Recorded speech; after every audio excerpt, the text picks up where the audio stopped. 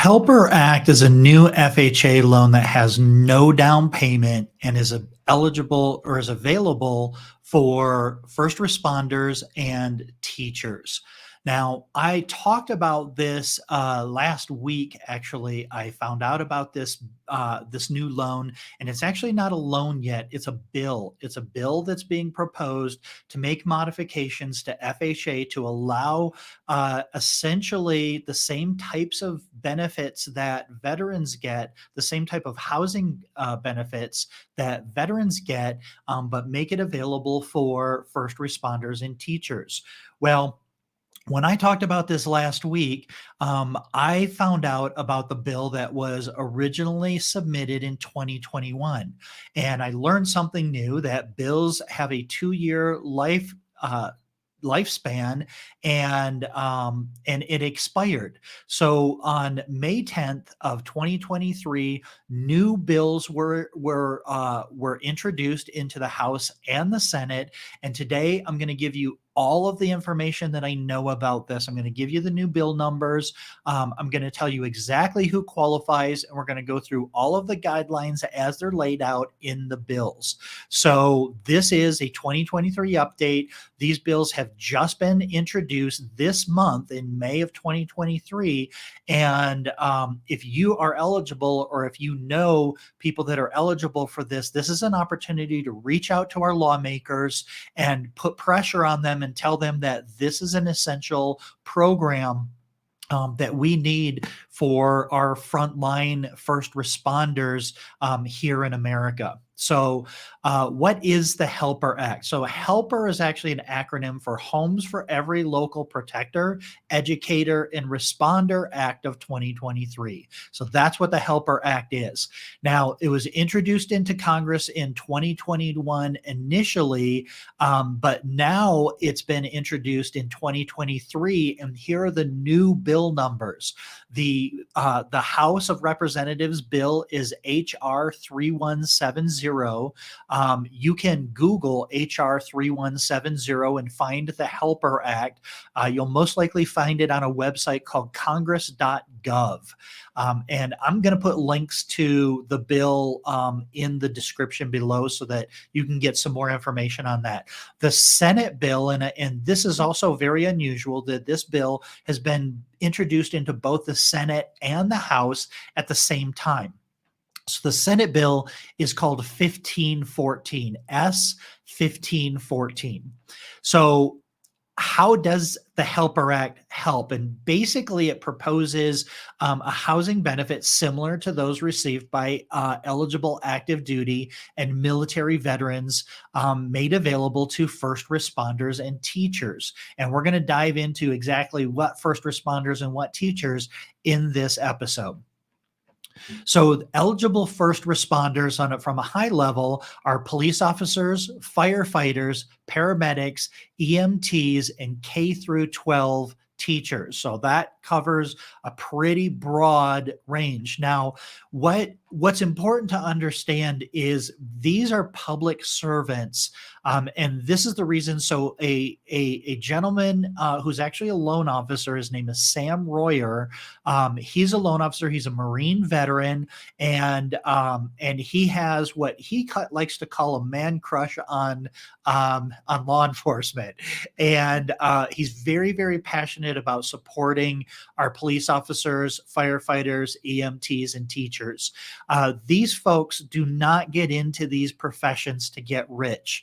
Quite the opposite is actually true. They're way underpaid, and they're putting their lives on the line in these professions. Folks in these professions are losing family members on a regular enough basis that it's uncomfortable, and it should make all of us uncomfortable. These are dangerous jobs. They're putting their lives on the line to protect us, to educate our kids, to take care of us when we get hurt. And and Sam put this program out there. He started this is a grassroots movement. There isn't big money behind this thing. This is just a bunch of really passionate people that are trying to push this bill forward because, quite frankly, we think that these frontline responders at home are putting their lives on the line to ensure that we have the same a quality of life very similar to our veterans overseas. And this definitely isn't, it doesn't disregard or doesn't discount what our military heroes and our military veterans are doing for this country.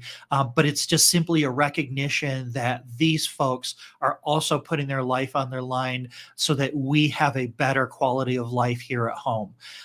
So I think this is a really, really important bill, and I'm really passionate about it. And that's why I'm pushing this. That's why I'm creating content around this, because I want to build awareness. I want to put pressure on politicians, and I want to get this thing passed because it's going to help a lot of people that could, quite frankly, could use a little bit of help, because a lot of these people work and live in areas that aren't places that we would necessarily want to work and live all the time.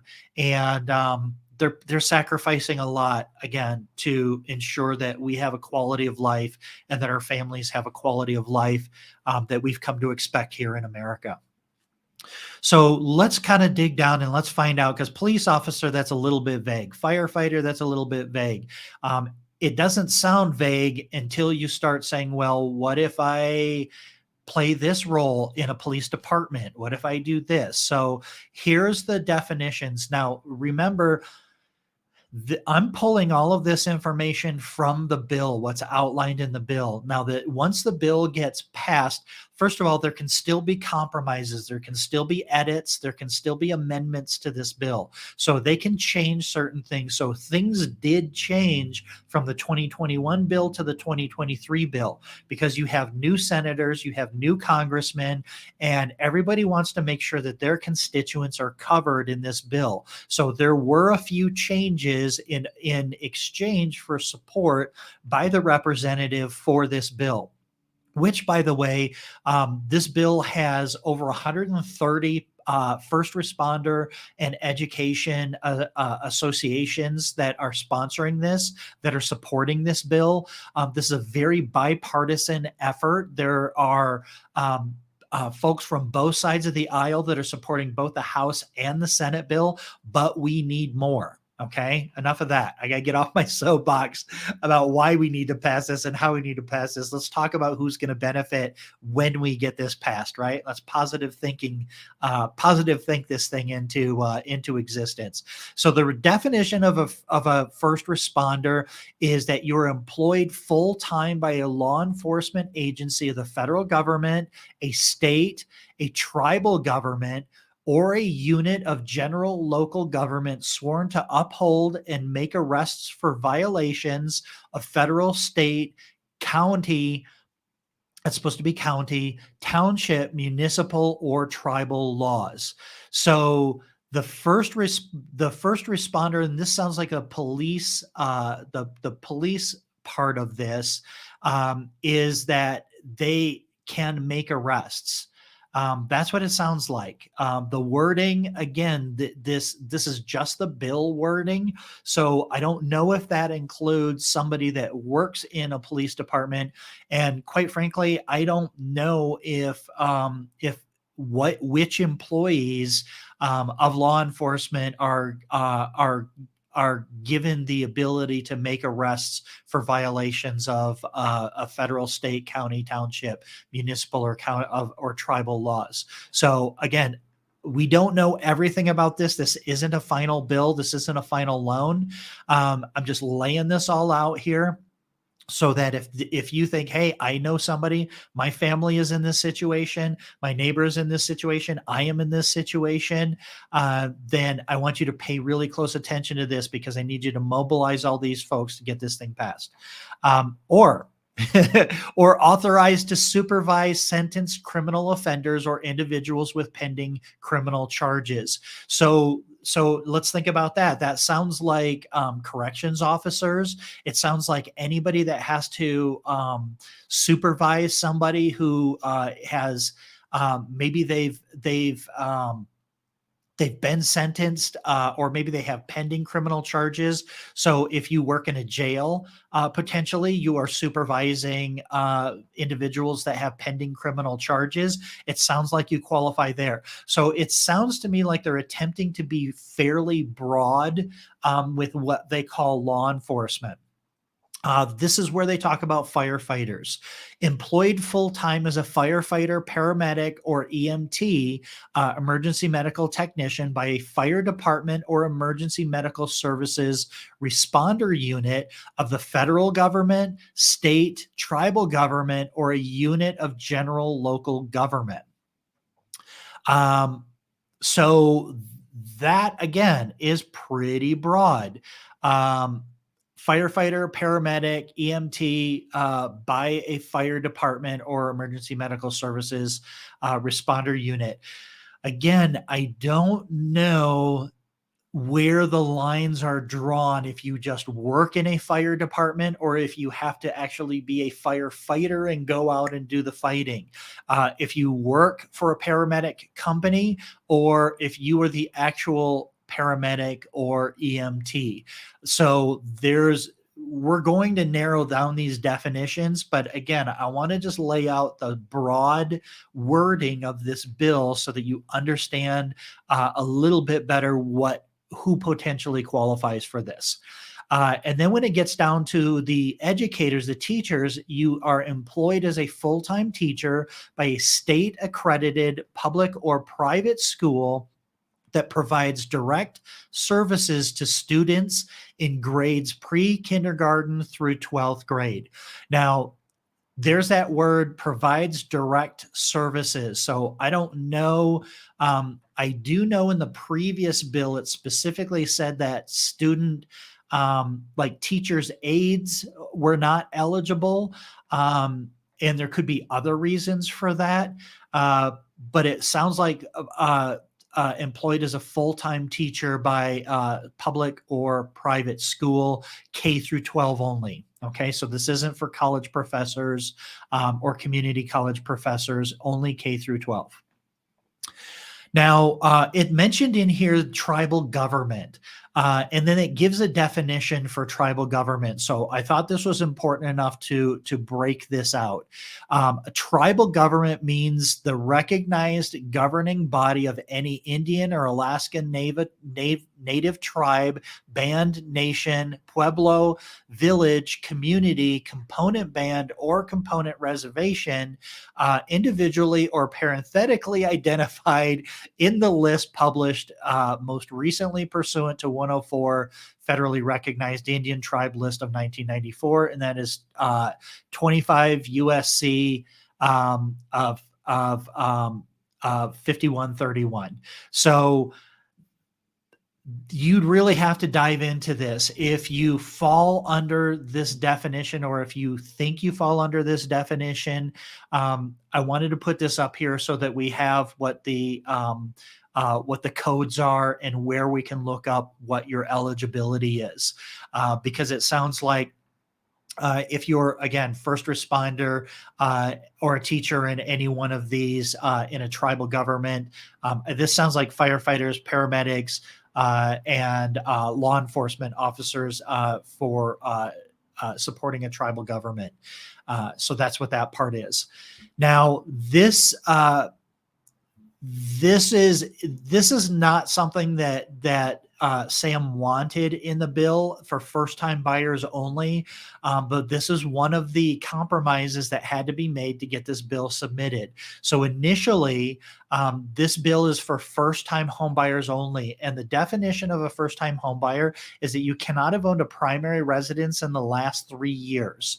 So if you owned a home 5 years ago and you sold that home and you've been renting for the last 5 years, you're considered a first-time home buyer. It doesn't mean that you've never owned a home. It just means that you have not been the owner of a primary residence in the last 3 years. Now, This is an FHA loan. This is an FHA loan. There are modifications being made to the FHA loan. They're asking to give some flexibility on some of the guidelines, which we'll talk about. But it can be used to purchase or repair a one-family residence, including a one-family dwelling in a condominium project for primary residence, for use for primary residence. So what that basically means is just a condo that you're going to live in, condominium, townhome that you're going to live in, or it could be a principal residence that's a manufactured home that's permanently fixed to a lot as real property, or a manufactured home on a lot which will be permanently fixed and is titled as real property. So a manufactured home is okay as long as it's on a permanent foundation on land that you own. And so that's covered under this law. Now, one of the things that's interesting about this is it says purchase or repair of a one family residence. Now, what I believe that is, because there's no additional definition to this, but that looks like a FHA 203K loan, which is a loan that actually allows you to purchase a home that needs repairs. So it wouldn't qualify for traditional Fannie Mae, Freddie Mac, or FHA financing because there's health and safety issues and the house needs to be repaired. It could also be there's well, it's usually just the repairs that need to be done, or the house can be built out a little bit, and I believe it has to have the same footprint.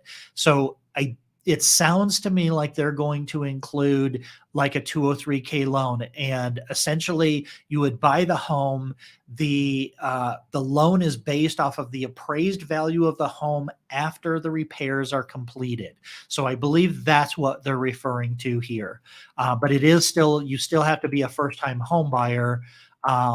So down payment, this is what makes this loan really exciting, is it's 100% financing, which includes any allowable charges and fees up to 100% of the appraised value.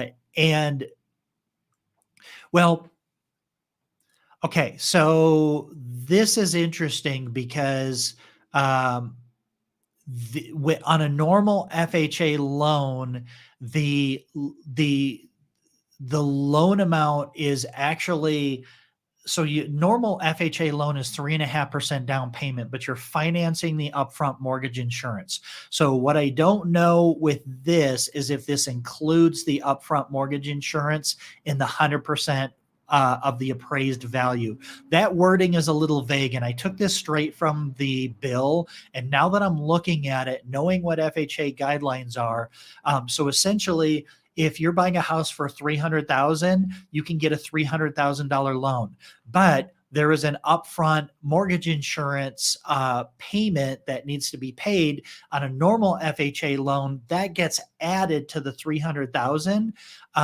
But the qualifications are still you're financing the upfront mortgage insurance, but the loan to value limit does not include the upfront mortgage insurance. So the upfront mortgage insurance premium on an FHA loan, so a typical FHA loan, you're paying 1.75% of the loan amount, gets added to the loan amount and financed in. That's your upfront mortgage insurance premium. And what mortgage insurance essentially does is it protects the taxpayers if there's default on the loan. So it's a special fund that's set up to cover losses by lenders in the case of default. I know that's kind of insider mortgage underwriting loan officer jargon. But it's important to understand. So this proposed loan is going to go from 1.75 mortgage insurance up to over 3%. What I've been seeing and what I saw in the previous law was 3.5 to 3.6%. Now, that 3.5, 3.6%. So on a normal FHA loan, you're putting 3.5% down. On this loan, you're not putting 3.5% down, you're putting 0 down, but you might be paying 3.5% mortgage insurance premium that gets added to the loan, and then the payments are stretched out over 30 years. So it adds a few dollars to your payment. Not a big deal. Really, really good opportunity for, again, first-time home buyer that qualifies for any FHA loan, especially this loan. The way that the wording is in the bill is that the HUD secretary, Housing and Urban Development Secretary, is going to determine what that mortgage insurance premium needs to be. It needs to exceed 3%, and it can be adjusted over time. It can be increased or decreased based on the performance of the loans and the market conditions. So they have some flexibility there.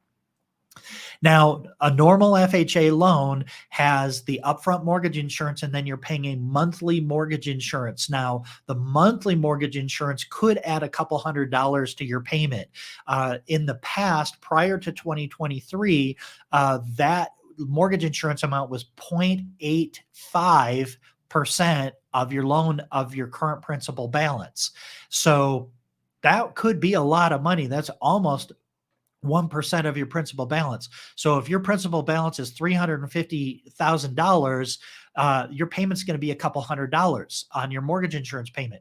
On the HELPER Act, there is no monthly mortgage insurance. So we're basically taking a little bit higher upfront mortgage insurance that gets added to the loan amount, adds a couple of dollars to our payment over the life of the entire loan, and then it removes that monthly mortgage insurance, which is going to give us much lower monthly payments than if we were to use a normal FHA loan. That's an exciting piece of this loan. And if I had to just distill this to the two greatest benefits of this loan, it's no down payment and no monthly mortgage insurance. That's it. That is going to get folks into homes, and that's going to make those payments affordable. The additional qualifying requirements, I said you had to be a first-time home buyer. You have to go through a counseling through an approved agency that's approved by HUD, the Housing and Urban Development Agency. So you need to go through a counseling, and those are pretty easy. They're usually free. I'm not going to say, I think there's some that you need to pay for, but they're usually free. But an approved HUD counselor, you have to go through counseling, and it's usually phone calls, or it could be phone calls. It could be an online test. I've seen that.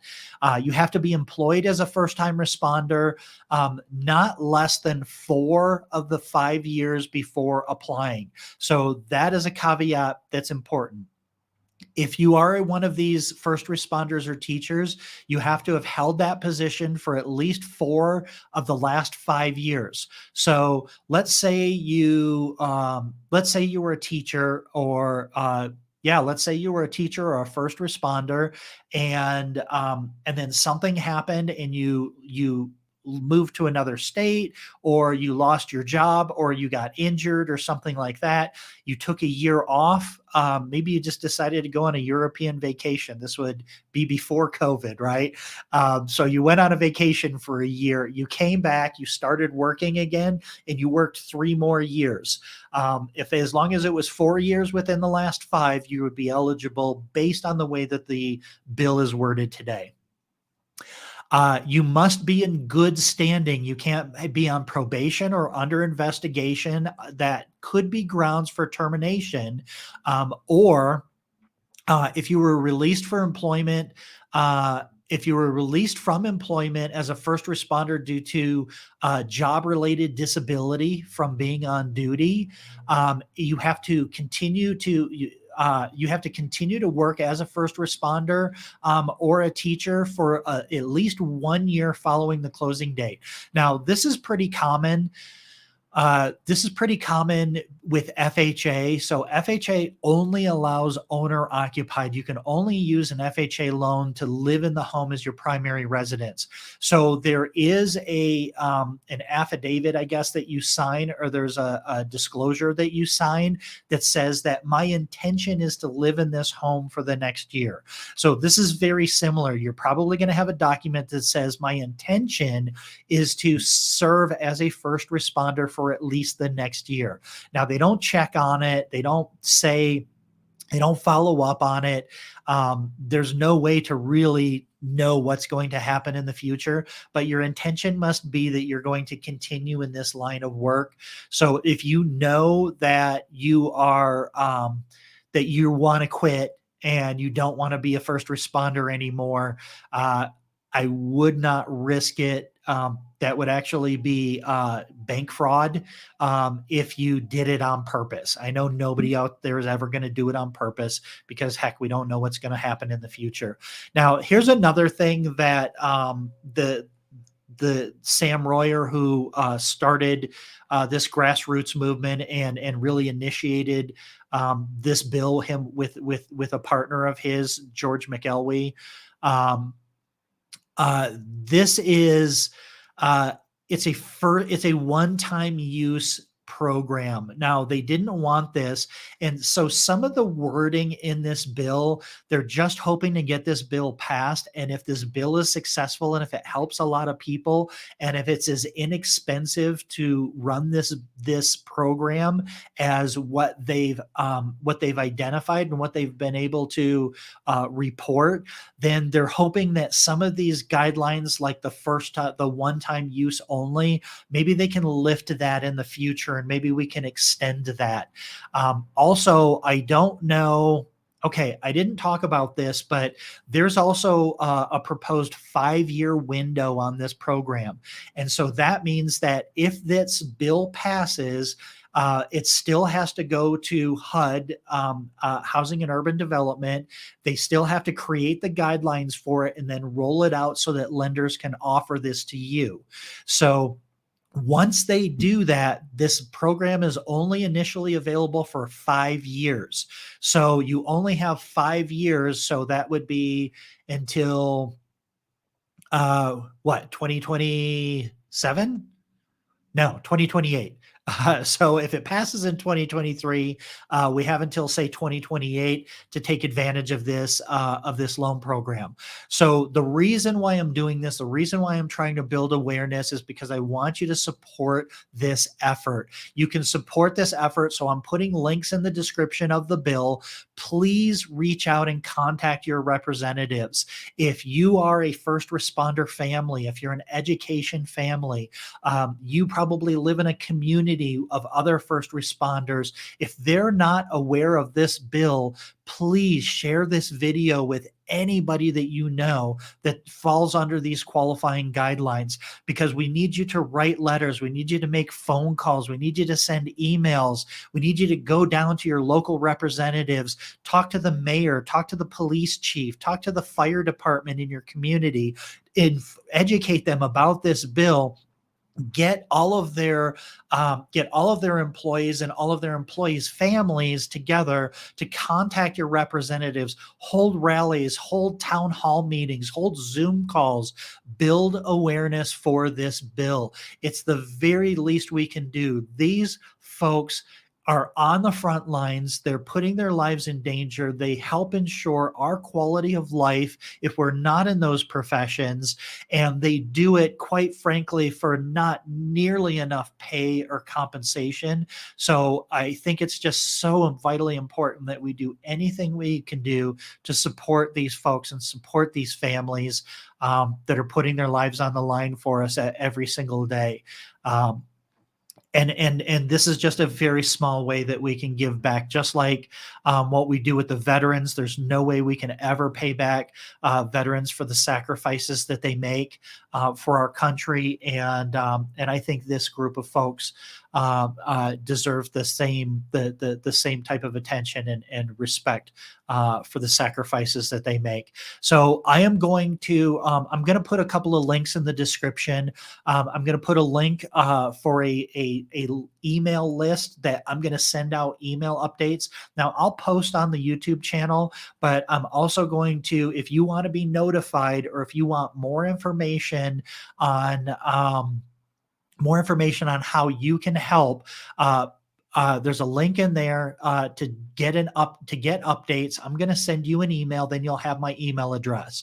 You can reach out to me. I can connect you with Sam or George which is a lobbying firm in Washington, D.C. We can help connect you with your representatives, and we're going to create tools and resources that you can take into your community to spread the word about this important bill. And then let's rally together, let's pull together, let's work together, and let's get this bill passed. So I want to thank you very, very much for your help. If you are looking for information, more information about this, or you'd like to talk to an experienced loan officer, that's what I do at findmywayhome.com. I started findmywayhome.com in 2007 after the big real estate crash. And that website is there to educate and empower consumers like you, so that you can identify which loan officers are telling you the truth, which loan officers are trying to just sell you something. We are a network of mortgage professionals that love to help consumers. So you can go to findmywayhome.com, and there's a couple options. You can either search by state and find somebody licensed in your state, reach out and have a conversation with them, or there's a form on there and we will match you with somebody. We'll introduce you to someone. But that's not the purpose of this video, but I want to make sure you know that that resource is available. So thank you for watching. Thank you for sharing. Thank you for supporting this bill. We will keep doing updates on this bill as we get them. But for now, thank you very much. And hopefully this is helpful on your road to becoming a homeowner or being a better homeowner. So thank you so much for watching, and we'll see you next time.